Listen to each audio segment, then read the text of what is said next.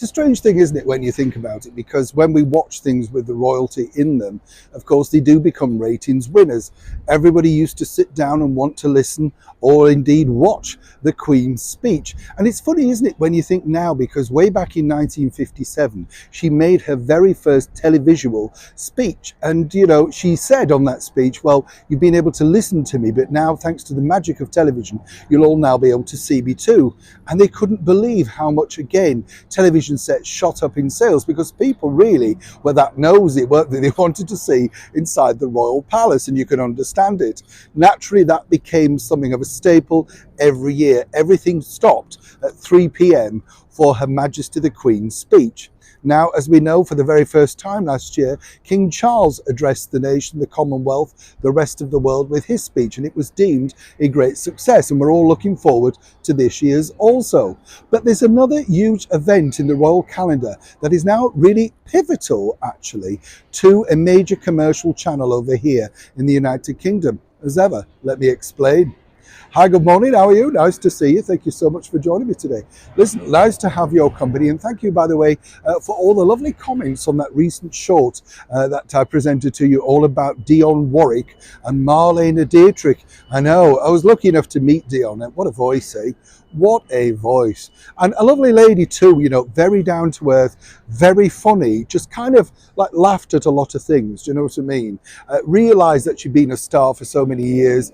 The only thing you couldn't do really was mention Cilla Black. Anyone who had a heart, still a sore point even now. I know, we'll just leave that there, eh? We don't want any, no, not at this time of year. We don't want anything kicking off, do we?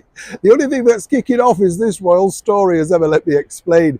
You see, as you know, ITV are really struggling right now in the United Kingdom. Ad revenue is down. Things are not looking too rosy in the garden for the commercial channel. They basically claim it's a downturn in advertising. Many people might suspect, of course, it's the tedious, boring, woke programs that they keep putting on, reaffirming things with completely different characterizations and skin color. It's just ridiculous, isn't it?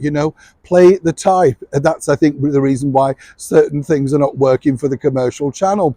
And what's interesting also is this. Every year for the last few years now, we've had Kate's Carol concert, the Princess of Wales, Catherine's Carols at Christmas. Wonderful idea. That really, at the start of it, people were a little bit like, what? But again, it just shows you, doesn't it, how clever Catherine is. It wasn't just simply her idea, it was her and William's, and then they batted it around with Her Majesty the Queen, and yeah, lovely idea. Now this has become one of the biggest sellers in the commercial arm of ITV. Not only does it rate well over here on Christmas Eve, it's a sort of focal point now, almost like an early speech, if you like, Christmas Day speech from the monarch. And this, let me tell you, is sold around the world for good figures. So it just proves, doesn't it, that obviously whether people want to knock the monarchy or not, or report on them badly, it did take someone like Catherine to shake it, make it, and make it very more modern, inviting a whole spectrum of people on from the world of pop, theatre, literature, and of course doing the good deeds as well by inviting so many wonderful, deserving people to such a magical event that now has become a staple part of our festive television viewing. What I'm really saying is, Catherine is just good for business for ITV. Wouldn't it be nice if they actually acknowledged that, rather than, of course, just underplaying it and saying, well, it's a downturn in advertising.